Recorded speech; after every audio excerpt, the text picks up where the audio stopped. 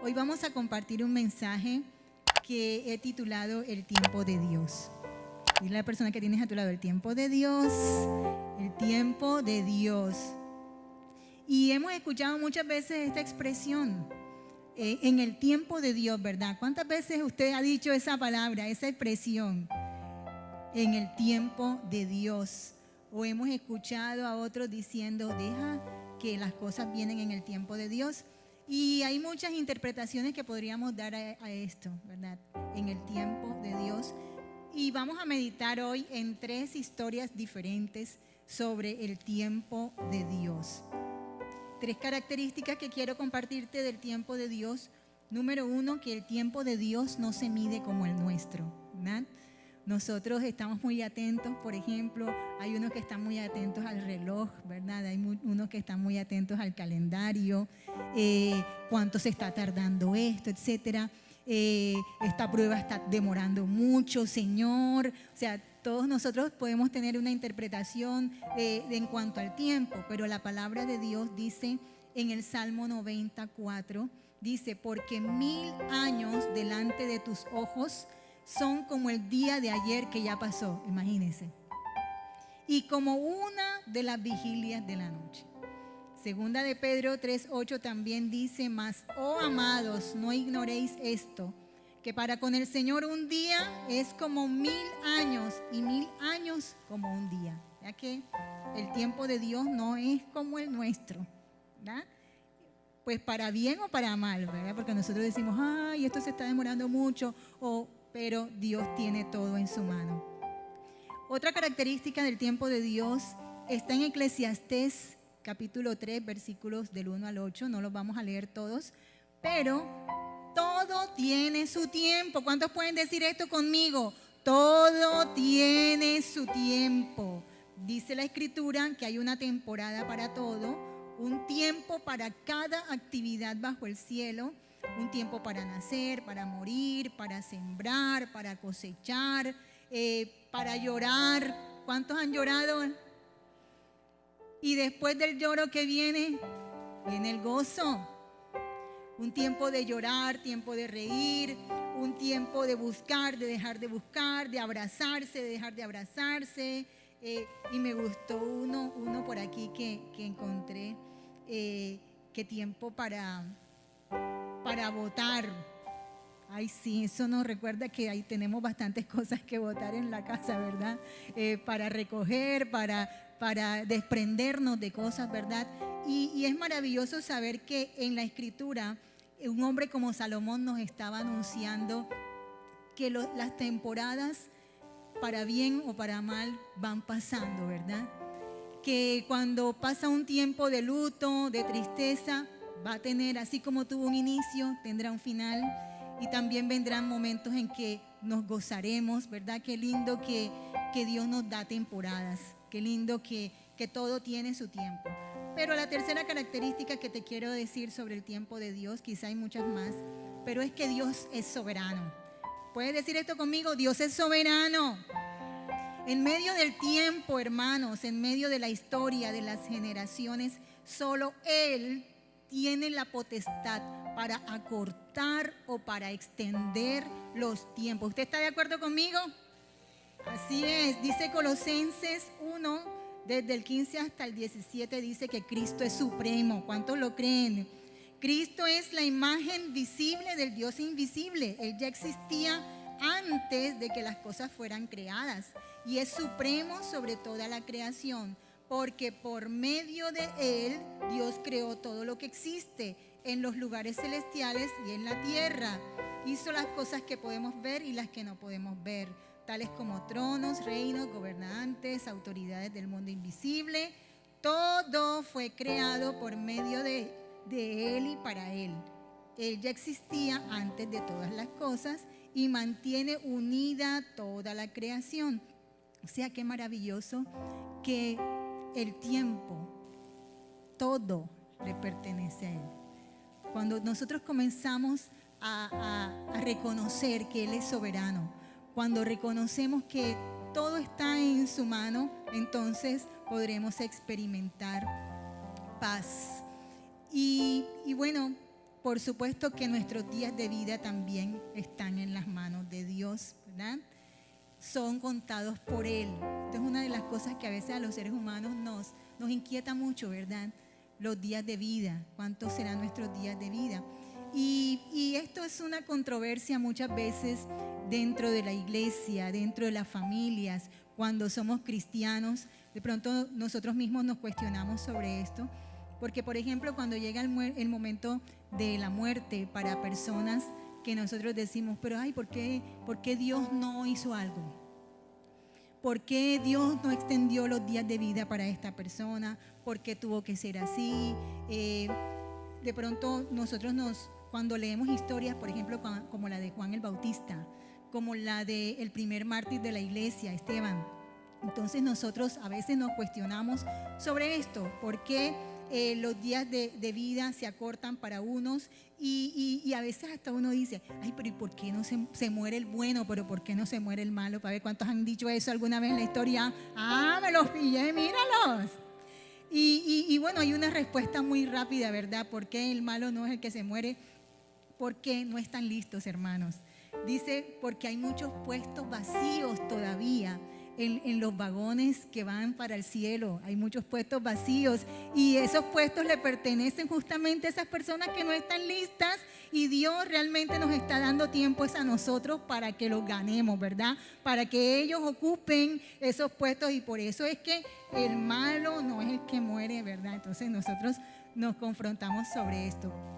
Y vamos a comenzar a compartir estas 3 historias que nos van a hablar sobre el tiempo de Dios. Padre, hoy nosotros nos sometemos a ti. Hermano, cierra tus ojos ahí donde estás y dile, Señor, aquí estoy esta mañana. Quiero estar abierto, Señor, a la palabra que tú tienes para mí. Espíritu Santo, Espíritu de Dios, te entrego mis pensamientos, te entrego mis argumentos, te entrego, Dios mío, todo aquello que quisiera estorbar a tu obra, lo que tú quieres hacer en mí, Señor. Yo sé que ya tú estás aquí obrando, Señor.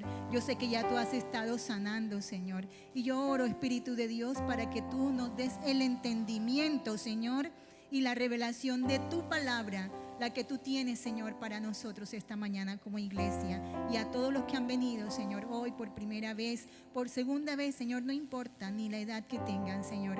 Oramos para que haya una comprensión y una revelación de tu mensaje, Dios. Reprendemos toda voz que no sea tuya, Dios. Reprendemos todo pensamiento que quiera poner confusión en nosotros, Dios. Y toda voz, Señor, contraria a la de tu Espíritu, Señor. Gracias, Espíritu de Dios, por tu presencia en nuestras vidas. En el nombre de Jesús, amén y amén. Bueno, la primera historia es una historia fascinante. Nos habla en el libro de los Hechos, en el capítulo 12. Nos habla sobre la historia del apóstol Pedro. Y en esta ocasión, el apóstol Pedro estuvo a una raya de morir. En este aparte que vamos a leer. Y yo pensaba así como que la pelona le estaba respirando en la nuca, ¿verdad? Yo no sé por qué le dicen así, ¿verdad? Que la pelona, ¿verdad? La muerte estaba como detrás de Pedro, ¿verdad? Uno se imagina como, ¿cómo se llama eso? La ganzúa, la cosa esa que le ponen en la muerte. La hoz, exacto, muy bien. Y uno se imagina así como la hoz de la muerte detrás de Pedro, porque vino un momento donde él estaba a punto de la muerte. Entonces dice Hechos 12, del 6 al 12, dice, la noche antes de ser sometido a juicio, Pedro dormía sujetado con 2 cadenas, imagínense eso, sujetado con 2 cadenas entre 2 soldados. Otros hacían guardia junto a la puerta de la prisión. De repente, una luz intensa iluminó la celda y un ángel del Señor se puso frente a Pedro. El ángel lo golpeó en el costado para despertarlo. A ver si tiene confianza con la persona que tiene al lado, golpéela por ahí por el costado. El ángel lo golpeó en el costado. Si no lo conoce, mejor no lo haga. Porque no se sabe. Lo golpeó en el costado para despertarlo y le dijo, rápido, levántate. Y las cadenas cayeron de sus muñecas. Después el ángel le dijo, vístete y ponte tus sandalias. Pedro lo hizo y el ángel le ordenó, ahora ponte tu abrigo y sígueme. Imagínense el ángel y Pedro. Así que Pedro salió de la celda y siguió al ángel. O sea, eso pasó de noche, estaban así. Pasaron el primer puesto de guardia y luego el segundo. Y llegaron a la puerta de hierro que lleva a la ciudad. Y esta puerta se abrió por sí sola frente a ellos. No tenía de esa cosa que ahora tienen las puertas que se abren solas. De esta manera cruzaron la puerta y empezaron a caminar por la calle. Y de pronto el ángel lo dejó. Finalmente Pedro volvió en sí.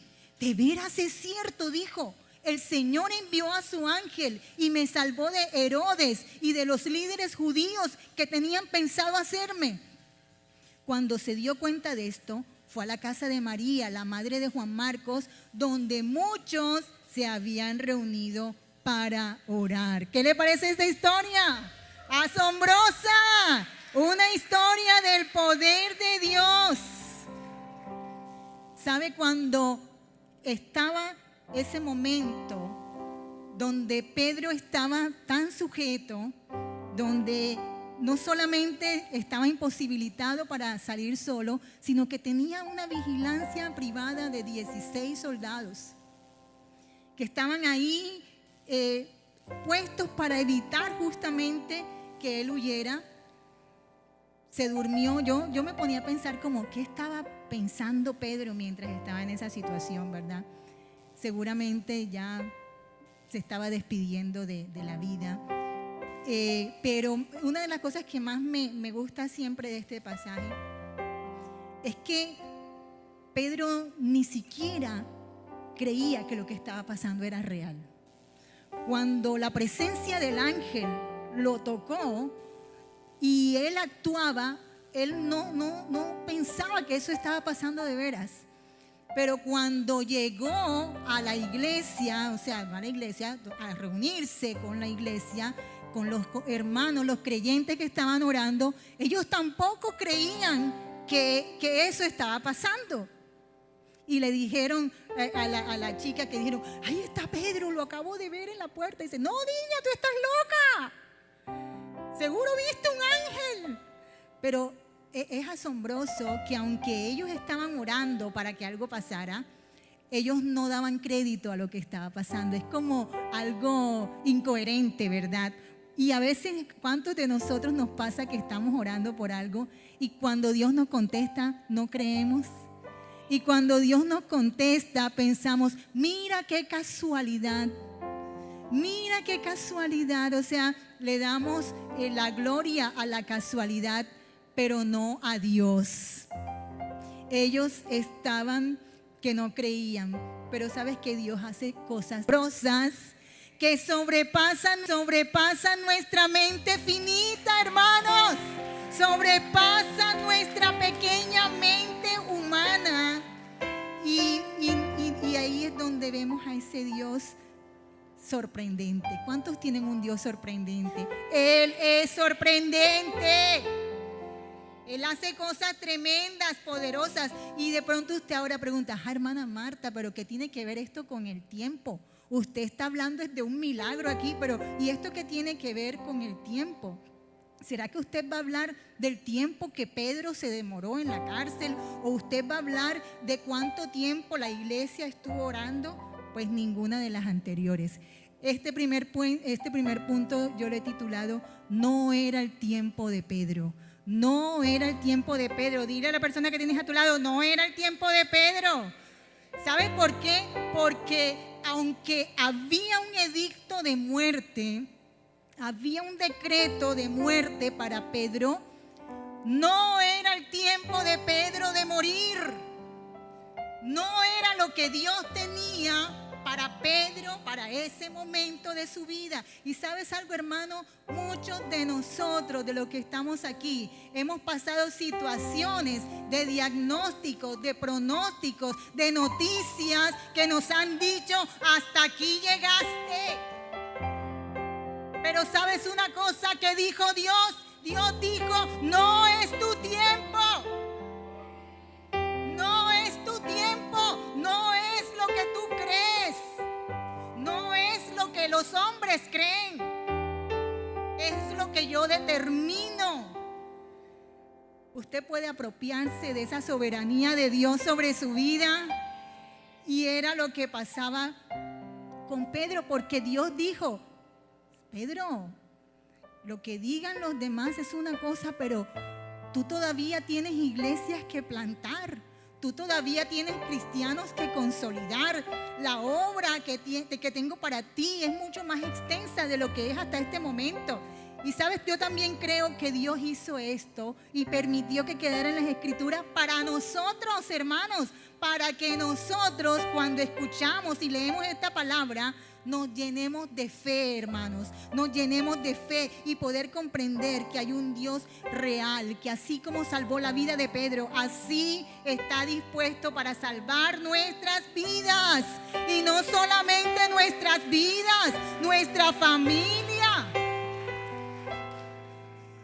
Y es probable, hermanos, que hayan estos edictos de muerte muchas veces. En estos tiempos de COVID, yo creo que muchos vimos la muerte de cerca. Pronto seres queridos, perdimos seres queridos, de pronto perdimos cosas, de pronto no perdimos esperanza quizá, de pronto perdimos fe. De pronto ni siquiera nos enfermamos, pero nos llenamos de miedo. Entonces, escuchamos muchos edictos de muerte. Escuchamos muchas noticias.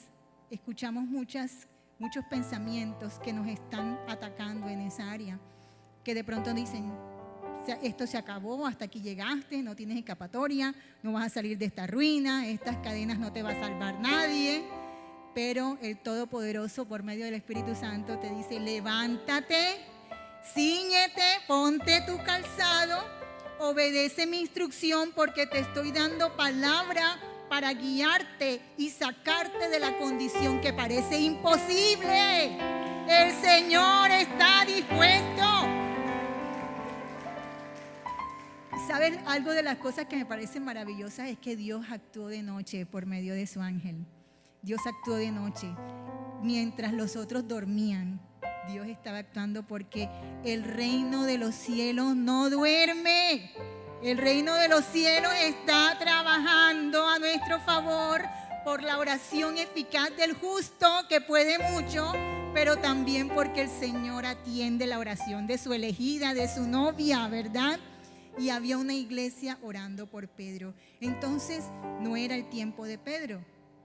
Y la segunda historia, aunque no se recrea de la misma manera, pues de alguna forma en el mismo lugar, porque vamos a hablar del apóstol Pablo, y el apóstol Pablo estaba también en la cárcel. Sin embargo, cuando Pablo le escribe esta carta a Timoteo, que era como su hijo espiritual, él le dice, se acerca el tiempo de mi muerte. Se acerca el tiempo de mi muerte. Y pues de pronto usted dice, ay hermana, yo que vengo un poco triste y usted me va a hablar de la muerte. Ay, qué tenebrosa, hermana Marta, oiga. Pero justamente, ¿sabe, hermano? Yo creo que es una de las cosas que nosotros tenemos que enfrentar para perder el miedo. Porque cuando mis hijas estaban pequeñas, yo un día dije, usted sabe que uno como cristiano, uno acompaña en los funerales, los sepelios y todo eso. Y yo dije, no, yo tengo que llevarlas conmigo a la funeraria. Entonces, usted sabe que esto es un motivo de controversia, porque la gente dice, niña, que le va a coger miedo. Precisamente, es para que no le coja miedo. Yo decía, mire, así como la gente se casa, así como la gente se muere, así como la gente se bautiza, así la gente también se muere. Entonces, qué bueno que ellas desde pequeñas comiencen a relacionarse con estas cosas y no le cojan miedo. Entonces, yo desde pequeña yo las llevé, hermana, no me vaya a denunciar al ICBF porque bueno, ya tienen más de 20 años, pero eso no les causó miedo ni las traumatizó. Y una de las cosas que quiero leerte en el capítulo que iniciamos, versículo 6 dice: en cuanto a mí, mi vida ya fue derramada como una ofrenda a Dios. Está hablando el apóstol Pablo a Timoteo. Dice: se acerca el tiempo de mi muerte. He peleado la buena batalla, he terminado la carrera, he permanecido fiel. Ahora me espera el premio, la corona de justicia que el Señor, el juez justo, me dará el día de su regreso.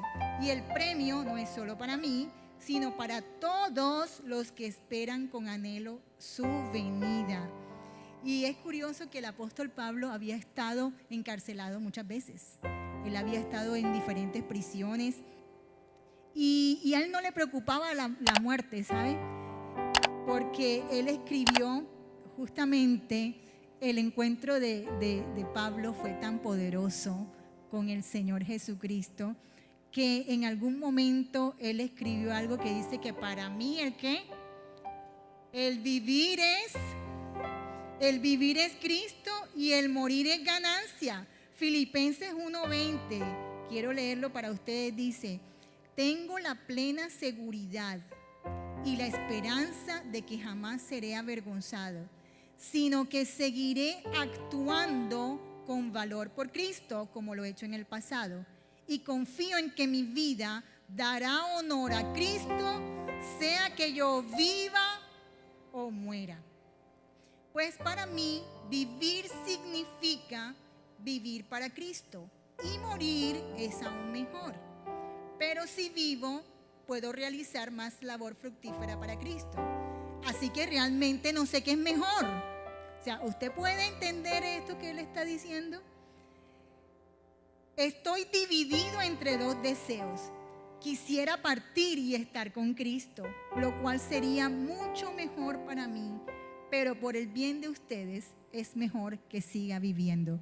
¿Sabes? Es impresionante ver estas palabras de un hombre que no le tenía temor a morir. Y yo creo que como hijos de Dios nosotros necesitamos tener paz al respecto de esto, porque cuando escuchamos hablar de la muerte nos da susto, ¿verdad? Nos da susto porque pensamos en los hijos, porque pensamos en una cosa, porque pensamos en la otra. ¿Y quién se va a quedar con la casa si yo me muero? ¿Verdad? Pero el apóstol Pablo estaba con una libertad y una confianza en Dios tan tremenda, de la voluntad de Dios y del tiempo de Dios para su vida. Y vamos a aprender varias cosas. Primero, que todos, diga todos, un día vamos a enfrentar la muerte, hermanos. Todos, un día. A menos que Cristo venga antes y seremos transformados, ¿verdad? Pero un día enfrentaremos la muerte y solamente deberíamos contestarnos si estamos listos con el boleto, el pasaporte y la visa que solo el Señor Jesucristo por su sangre puede otorgarnos. ¿Estamos listos, hermanos? Esa es una de las cosas más importantes que nosotros debemos tener, esa seguridad. Si estamos listos con lo que necesitamos para cuando llegue ese día, nosotros estar listos por la sangre preciosa del Cordero, listos para irnos con Él. Pero por otra parte, ¿cuál era la mentalidad de Pablo acerca de morir, sobre el padre y mentor que él era?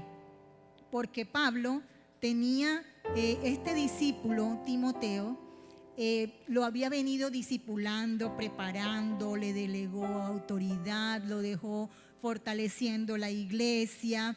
Y esto me recordaba mucho al pastor Álvaro Castro, porque en un momento de la iglesia, él nos enseñó una estrategia de evangelismo que se llamaba Timoteo. ¿Dónde está tu Timoteo? Y esa era el espíritu que quería transmitirnos, era lo mismo de Pablo con Timoteo, de cómo nosotros, los hijos de Dios, los creyentes, debemos consolidar a otros que van a estar dirigiendo la iglesia cuando nosotros no estamos. ¿Cómo nosotros podemos estar capacitando a otros, verdad? Eso fue lo que hizo Jesús. Jesús, antes de irse, consolidó a sus discípulos para que cuando Él no estuviera, los discípulos se estuvieran desarrollando la iglesia. Y esa conciencia de Pablo sobre la preparación de Timoteo es lo que Dios quiere hablarnos hoy. Es lo que Dios quiere hablarnos a nosotros, iglesia. Y yo quiero que tú estés entendiendo el espíritu de la palabra de Dios. Y es que la iglesia tiene que entender que un día sus líderes no estarán. Un día tú no estarás. De pronto tú eres una persona madura en el evangelio. De pronto tú eres una persona que tienes un ministerio, un liderazgo. De pronto tú eres una persona adulta. De pronto tú eres una persona que ha caminado mucho con Cristo. Pero nosotros necesitamos preocuparnos por las generaciones que vienen. Nosotros necesitamos preocuparnos por las generaciones que ya deberían estar alistándose y enlistándose para servir al Dios de los escuadrones de Israel. Cuando Pablo no estaba, ya Pablo podía tener la seguridad de que había un Timoteo que estaba juntamente con otros líderes desarrollando la iglesia, porque la iglesia de Cristo no la para nadie, hermanos. La iglesia de Cristo no está soportada en un hombre o en una mujer. La iglesia de Cristo es de Cristo, pero Él está estableciendo liderazgo. Él está estableciendo personas. ¿Qué estamos haciendo nosotros hoy? ¿Qué estamos haciendo como una iglesia madura? Como una iglesia que prontamente podrá estar en una transición de un liderazgo, porque nosotros no somos para siempre, hermanos. No estaremos aquí para siempre. Y esto me ponía a pensar, incluso recientemente mi hermana estaba para pensionarse, como dio aquí un día el testimonio, y yo pensaba, ella tuvo que estar meses con alguien entrenando para hacer su trabajo, para que lo hiciera bien, para que lo hiciera de esta forma, para que pudiera estar a tono, atenta a todas sus responsabilidades. ¿Cuánto más nosotros, hermanos, como iglesia de Cristo? Nosotros no podemos esperar a que algo ocurra para ver, ay, ¿quién lo va a hacer? Ay, ¿dónde está? ¿Quién podrá predicar hoy? No, hermanos, nosotros deberíamos estar atentos a que las generaciones que vienen estén listos para servir al Señor. ¿Sabes? Pablo le dijo a Timoteo, Timoteo, por favor, ven lo más pronto posible. Timoteo, haz todo lo posible por estar aquí antes del invierno. Había una prisa de él por encontrarse nuevamente con Timoteo. Y sabes una cosa, hermano, algo que Dios me ha estado diciendo, hay prisa. Hay prisa. Hay prisa de que te levantes. Hay prisa de que atiendas tu llamado. ¿Sabes? De pronto tú piensas que este mensaje no es contigo, pero tú tienes un llamado de Dios, independientemente que seas un nuevo creyente. Dios ha puesto algo sobre ti. Y eso que Él ha puesto sobre ti es para edificación de la iglesia. De pronto tú tienes 15 años y tú dices, pero yo todavía soy muy niño, muy niña. ¿Sabes? Dios tiene un propósito contigo y es que te levantes. Que te levantes, Timoteo. Que vengas pronto. Porque ya tu tiempo, joven, tu tiempo es este tiempo. No esperes a que lleguen los 30 años. Hay muchos que están diciendo, ahora no, Señor, ahora no, Señor. Hay muchos que están tratando de detener el plan de Dios, pero no es así, porque Dios es soberano y lo que Él ha dicho, Él hay que cumplirlo. Es ahora, Timoteo, no te tardes. ¿Sabes algo que me decía Dios? Nosotros, los líderes de la iglesia, los pastores de la iglesia, nosotros no solamente somos responsables de terminar bien, hermanos. Nosotros podríamos decir, bueno, el día que el Señor me llame a su presencia, yo quiero terminar así, predicando, yo quiero que mi vida haya sido fructífera. Pero ¿sabes? Esa no es simplemente mi responsabilidad terminar bien.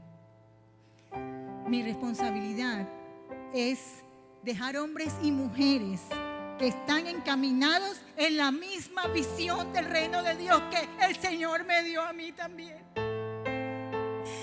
No puedo pensar que solamente debo terminar bien. Yo tengo que pensar que hay otros que necesitan tener la misma visión del reino de Dios que yo tengo. Porque algo que Dios me decía es que cuando un hijo de Dios muere, la semilla muere, pero el fruto no muere. Porque el fruto que nosotros hemos esparcido no es mi fruto, es la palabra poderosa de Dios. Y eso trasciende los tiempos, los momentos, la historia. ¿Sabe por qué? Yo pensaba en el pastor Álvaro. Nosotros hemos sido fruto de ese ministerio. ¿Dónde está él? En la presencia de Dios. ¿Y dónde está la semilla? ¿Dónde está el fruto? ¿Sabes? El fruto no solamente está aquí, está en los Estados Unidos, está en muchos lugares del mundo, está en Canadá, está donde están nuestros hermanos que salieron de esta congregación. Esa es la simiente. Así que cuando el siervo de Dios queda ahí, ese cuerpo, y se pudre y lo que sea que pase, la palabra de Dios permanece, porque es su palabra, y su palabra y su simiente no queda sepultada el día que nosotros dejamos este mundo, sino que trasciende. Eso no es maravilloso, hermano. No es maravilloso, es maravilloso, porque estamos haciendo lo que el Señor quiere que nosotros hagamos. Y la tercera y última historia, hermanos, la he titulado Tu tiempo, mi tiempo. Hablamos del tiempo de Pedro, hablamos del tiempo de Pablo, y ahora vamos a hablar de nuestro tiempo. Y bueno, yo no sé cuántos kilómetros has recorrido tu vehículo, ¿verdad? No sé cuántos años tienes, tampoco me los digas porque yo tampoco te voy a decir los míos. De pronto eres un jovencito, de pronto eres un padre joven que estás criando, de pronto ya eres un padre de hijos adultos, de pronto ya eres un anciano. Pero yo te quiero hacer una pregunta. ¿Con qué expectativa vives tu vida? ¿Con qué expectativa? ¿Cuál es tu expectativa para vivir? Hazte esa pregunta. Si eres joven, si eres adulto, ¿con qué expectativa vives tu vida? De pronto tú eres de las personas que todos los días te levantas, tienes una rutina. A las 10 la novela, a las 11 el almuerzo, pongo la olla, lavo la olla, reposo el almuerzo, me tomo el tinto, veo la otra novela, pongo la olla, espero el noticiero, apago el foco, me levanto a las 4, pongo la olla, apago la olla, bajo la olla, la subo, la bajo. De pronto tienes una vida cuadriculada y sin sentido. Y cuando te digo cuadriculada no es por la rutina de prender la olla, de bajar la olla, de subir la olla, porque son cosas de nuestra vida, ¿verdad? Pero, ¿qué expectativa tienes de la vida? El reloj está corriendo para todos. ¿Te sabe eso? Está corriendo, comenzó a correr desde que estábamos en el vientre de nuestra madre. Comenzó a correr. Pero estás enfocado solo en las cosas de este mundo. De pronto, en ganar una beca, está sonando el reloj. De pronto, tú estás pensando en ganar una beca, en casarte, conseguir novio. conseguir una casa, que tus hijos se vayan de la casa rápido porque ya están viejos y nada que se casan. Que habla Jehová. De pronto, sí, muchos planes. Quieres que tus hijos ya se empoderen de su proyecto de vida, pero te pregunto, ¿estás preparándote y estás preparado para ese encuentro con Cristo? ¿Estás preparándote para tomar tu lugar en el cuerpo de Cristo? ¿Estás preparándote para servir al Señor? ¿Has trabajado de pronto en el legado que vas a dejar a tus generaciones? ¿Estás trabajando sobre eso? ¿Sabes? Yo me ponía a pensar, como padres que somos, estamos pensando siempre en qué le vamos a dejar a nuestros hijos, ¿verdad? Que tengan una casa, que tengan una cosa. Y ¿sabe qué, hermano? Cuando uno se muere, los hijos hacen lo que quieran con las cosas de uno. Entonces, uno ni siquiera tiene control de nada de eso, ¿verdad? Algunos se pelean, se enemistan por esas cosas. Sí, muchas cosas pueden ocurrir. Pero yo te hablo de algo que va más allá. De cuál es esa simiente espiritual que nosotros estamos dejando a nuestros hijos. Cuál es la expectativa que nosotros tenemos sobre ellos, sobre cómo van a servir a Dios.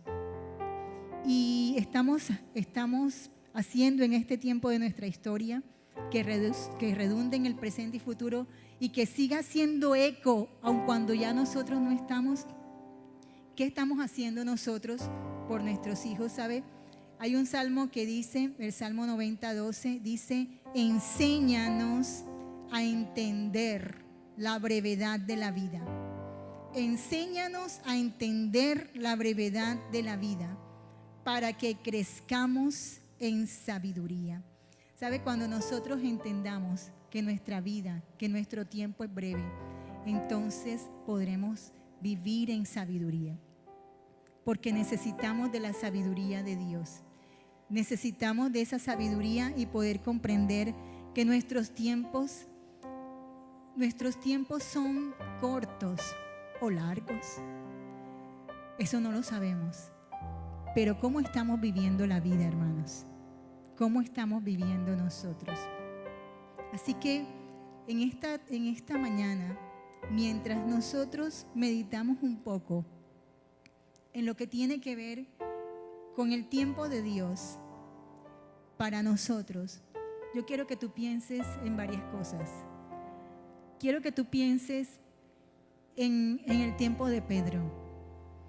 Quiero que tú pienses si de pronto hay circunstancias en tu vida en este momento que te están haciendo pensar que efectivamente cosas no van a cambiar en tu vida. Que por sí solo hay cosas que no van a pasar. Que de pronto el diagnóstico o el pronóstico que hay sobre ti, sobre tu casa, sobre tus hijos, no es el mejor, pero Dios está ahí para hacer cosas asombrosas. Pero también quiero que pienses en que en el tiempo de Pablo, cuando efectivamente nosotros un día ya no, en la vida de nuestros hijos o en medio de la iglesia, quiero que pienses si estamos trabajando como iglesia para impulsar a nuestros Timoteos, para impulsar a nuestros jóvenes, para impulsar a los que vienen detrás de nosotros. Y es algo que nos debe ocupar en realidad, porque somos una iglesia madura. Pero también quiero decirte a ti, joven, quiero decirte a ti, iglesia naciente, lo que el Señor te dice. El Señor dice: prepárate, porque el tiempo se acorta. Prepárate, levántate, date prisa. Ese es el mensaje que el Señor, por medio de su Espíritu Santo, quiere llevar a los jóvenes esta mañana. Y cuando digo joven, no me refiero a un adolescente de 15 años, me refiero a toda persona que está aquí y que aún está comenzando una vida en Cristo. Prepárate, prepárate, prepárate, prepárate para servir a Dios. Como le dijo Pablo a Timoteo, no dejes de predicar, Predica a tiempo y fuera de tiempo. Mantente puro. No dejes de hablar. No dejes de servir. Que nadie menosprecie tu vida por ser joven. ¿Sabes, joven? Es el tiempo. Este es el tiempo. Este es el tiempo. Tú eres uno de ellos. Tú eres uno de los escogidos de Dios. Dios tiene propósito contigo. Dios te escogió desde el vientre de tu madre. Dios tiene planes para tu vida. Tú serás la persona que esté ahí. Tú estarás en lugares de honor. Tú estarás en un lugar donde Dios te ha puesto y te va a poner. Porque Dios ha escogido personas para que lideren ministerios, para que prediquen la palabra de Dios. Dios ha puesto personas aquí. Personas que quizás están rehuyendo al llamado de Dios. Pero no podemos huir como hizo Jonás. Estaba tratando de huir del llamado porque la mano de Dios lo alcanzó. Esta mañana, Señor, venimos a ti. Sabemos que hay tiempos de la historia, Señor. Hay tiempos, hay momentos. Y este es un momento, Señor, que podrá pasar irrelevante por nuestra vida, llena de rutinas, de tratar de alcanzar cosas de este mundo, pero que no están en tu propósito ni en tu proceso, Señor. Padre, que nosotros le encontremos el sentido, Señor, a las cosas. Y eso es algo que solo lo podremos encontrar en ti, el sentido de la vida. Señor, yo oro por la iglesia, por los nuevos creyentes, por aquellos que quizá no creen en sí mismos. Oro, Señor, para que se levanten rápidamente, Señor, y ya no esperen más. Se levanten y como le decía Pablo a Timoteo, ven pronto. Dios te está llamando hoy, joven. Dios te está diciendo, ven pronto, ven pronto. Porque los tiempos se acortan. Los tiempos se acortan. Hoy, Señor, venimos con todas nuestras debilidades, porque no somos perfectos, Señor. Venimos con todo lo que somos y lo que tenemos, nuestras capacidades, los dones que nos has dado. Quizá tú puedes decirle hoy al Señor, aquí estoy. Hola a todos, espero que esta palabra haya sido de edificación para tu vida. Te invito a que la puedas compartir con todos tus contactos y te invito también a que te suscribas a nuestro canal de YouTube Iglesia CBB. Que el Señor te bendiga.